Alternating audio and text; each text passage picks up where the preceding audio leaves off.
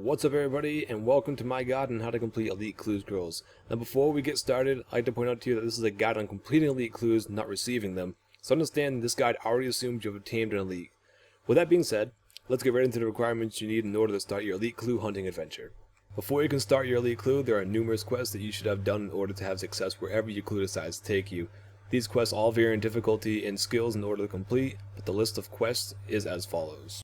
Horror from the Deep, Watchtower Quest, Plague City, Lost City, Legend Quest, Priest and Peril, The Giant Dwarf, Cabin Fever, Death to the Dourgeshuun, and Fremennik Isles are all quests that you should have completed prior to starting your Elite Clue Scroll. In addition to having those quests done, I strongly suggest you completing Mournings End Part 1 for the Crystal Teleport Seed, Branches of the Darkmare for the Draken's Medallion, and Ghost Ahoy for the Ectophile, as these are all very useful teleportation devices for use during the Clue Scroll. After you've completed all of the quests, you can move on to your gear setup.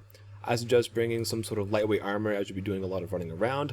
Also, bring a tier 80 plus weapon to fend off Gothic's wizards which may appear while trying to complete your clue. Now for your inventory setup. Firstly, you want to bring a good quantity of all 4 basic elemental runes and laws for city teleports, and next there are numerous pieces of jewelry that you should bring for miscellaneous teleports around RuneScape, and they are as follows.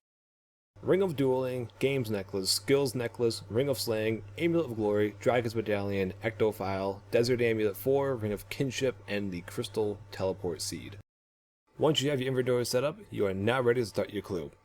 Once you read your clue, you'll be prompted to either complete a scan or a compass section in order to advance in your progress. If your clue has an orb at the bottom, that means you have a scan clue. In order to complete the scan, right-click and select Read from the chat options. This will give you the area to search and the distance you will have to be from the location in order to find the next step. In order to find the area you're looking for, you must click the clue to scan around you. Once within range of your location, you'll be looking for an arrow that will show on your minimap that will indicate where to dig for your next clue. If your clue is blank, this means you have a compass clue. To complete this step, simply click your clue in your inventory. After clicking, a compass should appear that will point in the direction where your next location will be at. Follow the compass until you're on top of your location, which will trigger your compass to turn into an X. Dig here, and you'll receive your next step to your clue. Oftentimes, while going towards your next step, you'll be faced with locks on your clue. These locks can be in the form of 2 separate puzzles. One lock is the puzzle box, and the other is the Celtic knot. The puzzle box is a puzzle that houses 24 tiles within 25 squares, where the player must arrange them into a picture. There are numerous methods to solve this puzzle, but the easiest way that I've found is as follows. Simply solve the top 3 rows from left to right, then move to the bottom left and solve row 4 and 5's first slots, then move over 1 and solve row 4 and 5's second slot, then solve the remaining pieces in the bottom right hand corner. This can be a bit tricky, but after a few tries, you'll be a pro at it in no time. Celtic knots are a bit more difficult and are unique to Elite Clues. The goal of a Celtic knot is to align the corresponding runes with each other from the other colored sliders. For solving a Celtic knot, many players use a site called RuneApps, which has a Celtic knot solver.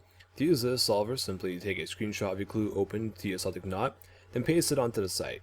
Once pasted, the site will give you directions on how to spin your Celtic knot in order to solve the puzzle. If you don't want to use this solver, players can do the brute force method, which takes a longer time but is more rewarding. An example of the brute force method is taking your gray slider, trying to align it with your red one first. Move gray once, then spin red around to see if you can match any colors. Continue this pattern of moving gray once and red in a full rotation until you can see the runes light up. Once you align those 2 colors, you can now align blue by spinning its slider until it lights up as well. This method takes some time and can be irritating, but can be done with some patience. Now that you have all this knowledge about Elite Clue Scrolls, go ahead and try to complete your own. Who knows, you might get lucky and get yourself a piece of 3rd Age. Thanks for listening, thanks for watching, and don't forget to spread the clue awareness among your friends, and I'll see you in the next video.